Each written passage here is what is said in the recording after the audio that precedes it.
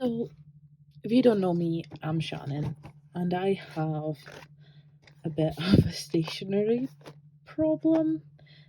I tend to buy stuff I don't need, but I'm excited to show you. So, welcome to a stationery haul.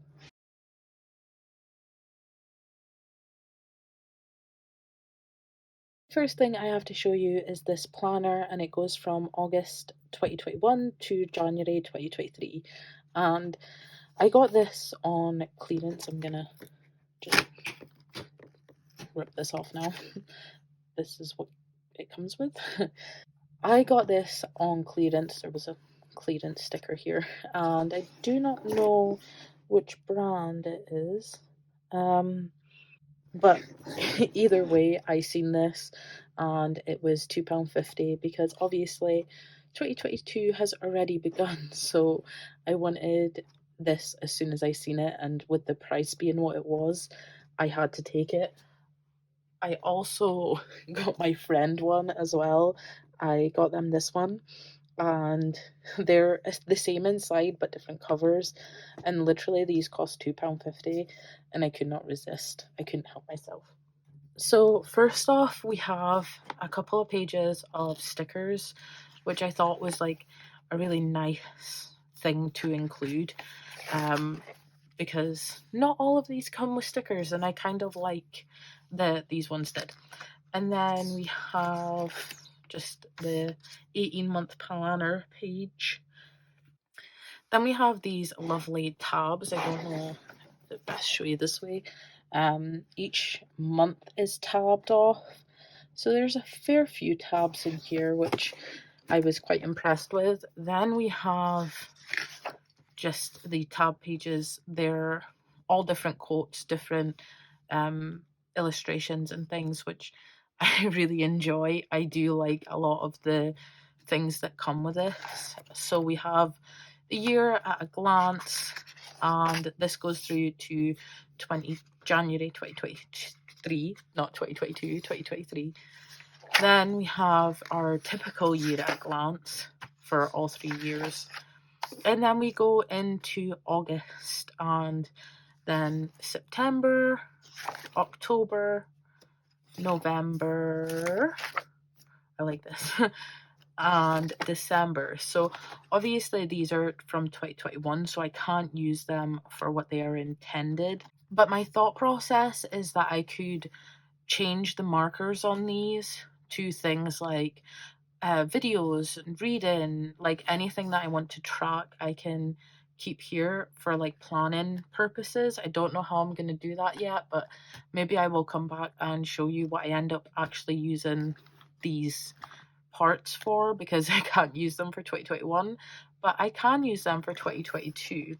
And again, I probably do the same with January and February. They'd probably be included in repurposing these to do something that I actually want to do, and I don't want to waste the paper. And the paper is quite nice quality. I don't know how well it's going to hold up to a lot of my pens, but I think I'm going to try and keep it fairly simple in this and just use it to plan the basics. So in a normal month layout, I will go to March. I also want to show you just the pages that are so cute. The dividers are just so adorable. And then we have March, which is the month I'll be starting to plan in, and you get a to-do list for the month of March, and then you get the month at a glance view. And I really enjoy this because I feel like I have a big calendar in my room that I use to plan out a lot of things, but I feel like having this in here will be good to see it because I can take this with me. And then I can't exactly just haul around a big calendar, although I wouldn't actually put that past me. I kind of just take whatever I think is essential when things aren't actually essential. Then we obviously have the dates with little spaces to add in what you want to do on each given day. I wasn't impressed that the weekends were smaller spaces, but I'll make it work. I couldn't pass this up. It was £2.50, and look at the quality of this thing. So this goes all the way through. So we have April, May, June, July, August, September, October, November, December, and then back to January for 2023. So I thought this was like a really good buy, considering it was only £2.50, and it has like loads of space that I can use. I do plan on, obviously, I'm going to use from March. All this will be used as planning for upcoming things, and then I am going to repurpose everything from before this point and hopefully come up with some ideas that I can use to actually fill this up. So if you are interested in seeing what I end up doing with this and you'd like an updated version of how I convert this to work for me, then leave a comment, leave a like, let me know if you would like a part 2 to this journal, and I can show you what I end up doing with this planner because it's so cool, and I am so happy that I managed to get this on a bargain. Also, I'm going to insert a quick clip here. If you're looking for anything cheap and of quality, I suggest going to TK Maxx if you live near one. I found quite a few things that were interesting. I found this was £5, got it for £2.50.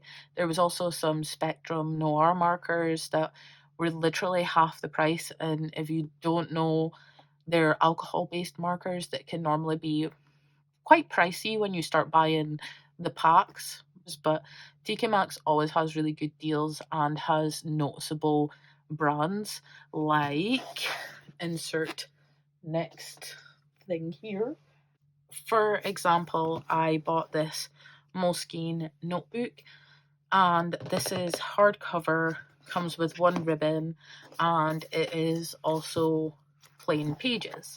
So normally I would you would genuinely pay between 12 and £18 for this journal, and I got it for £5, so literally less than half the price.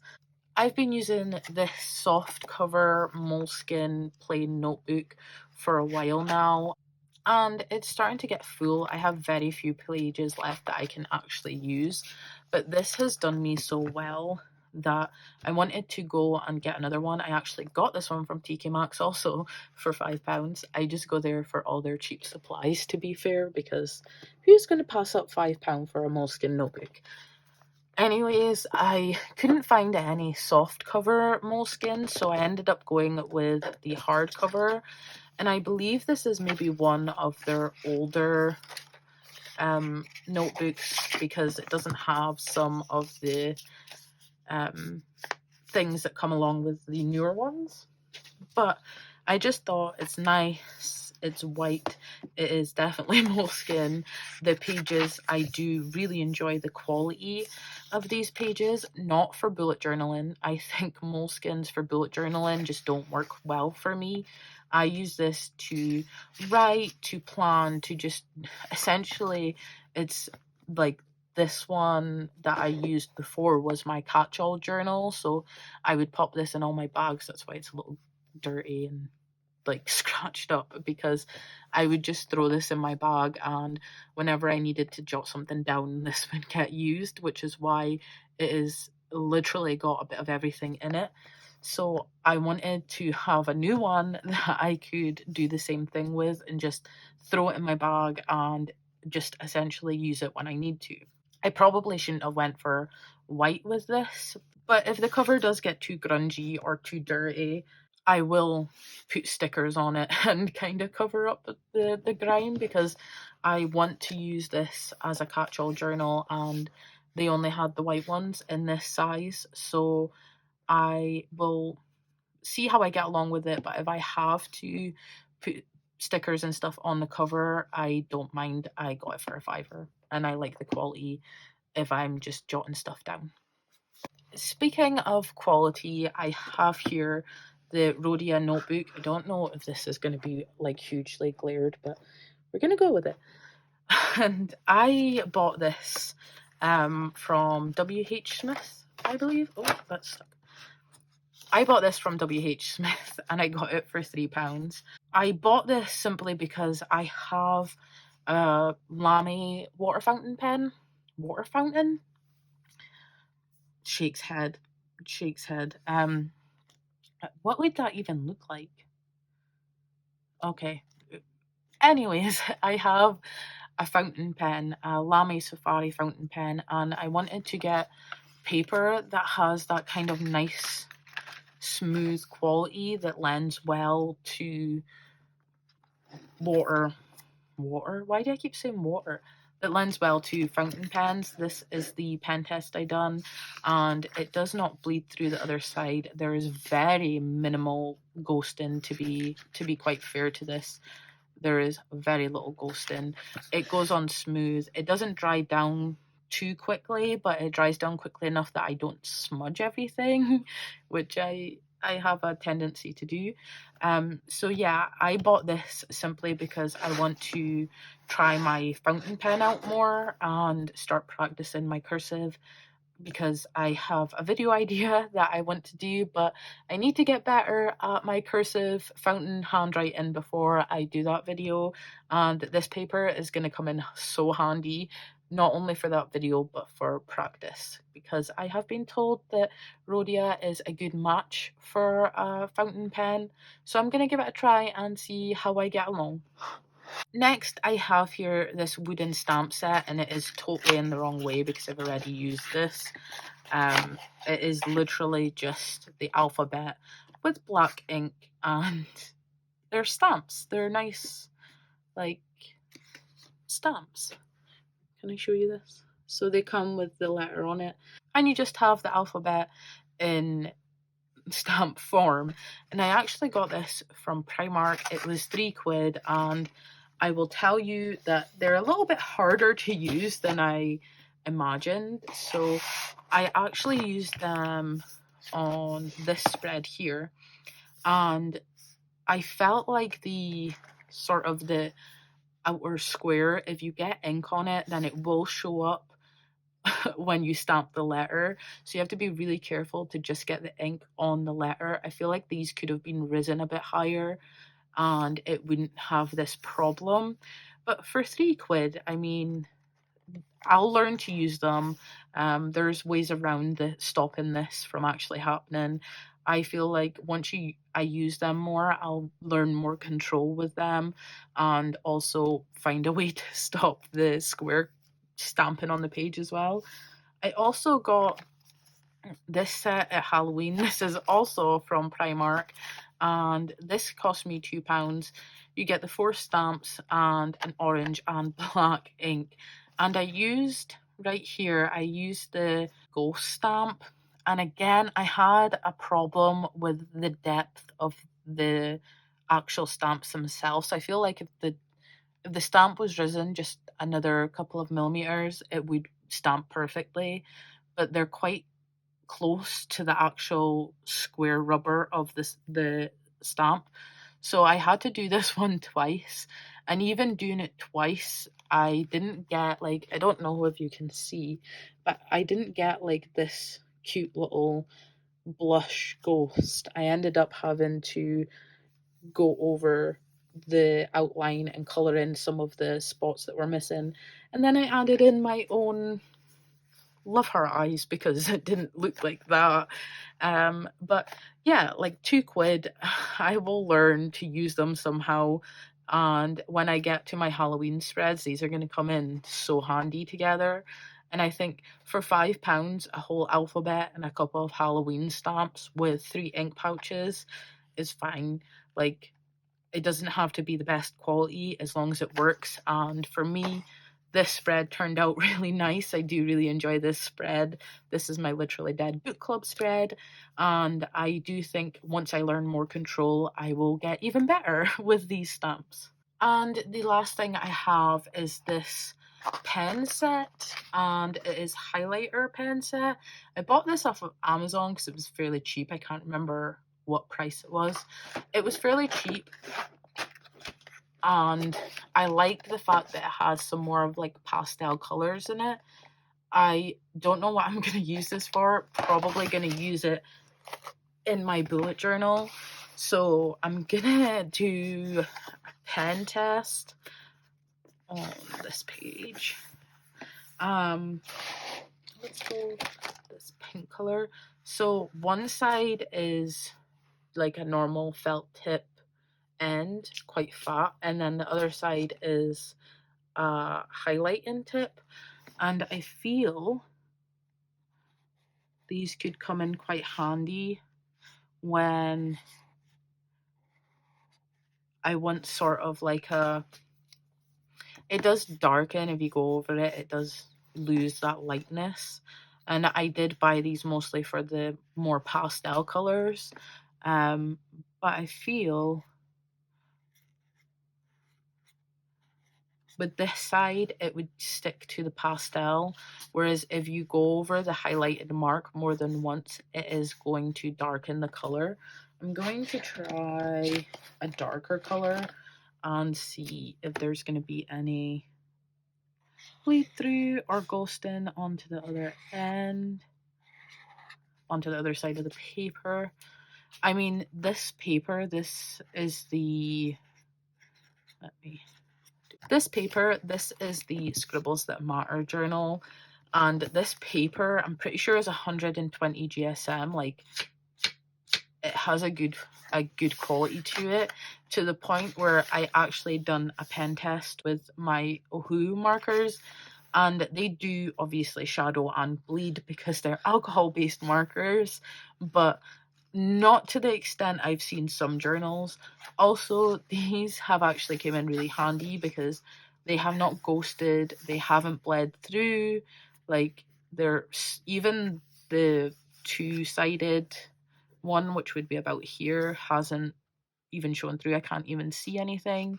So yeah, I think I'm going to start adding these into my bullet journal spreads because there's a good color selection and they don't bleed or ghost on the paper, which is great. That's what I like to see. So hopefully I can start incorporating these colors and pens into my bullet journal, which I have here. If you have not seen, I have a few bullet journal videos. If you have not seen, I've got a few bullet journal videos and reading journal videos. They're essentially the same thing for me. I use kind of like a bullet journal method to track my reading and make a reading journal. So it has some bullet journal things throughout it, but it is essentially to track my reading, and I just have lots of different kind of spreads in here. I track my reading throughout the month, my TBRs throughout the month. I also do some kind of like spreads that you would normally get in a bullet journal. So yeah, like if you're interested, I'll leave that linked somewhere. I have one of me setting up this journal, and then I have one for January, February, and March plan with me's in this journal. So that, in case you're interested, that's there too.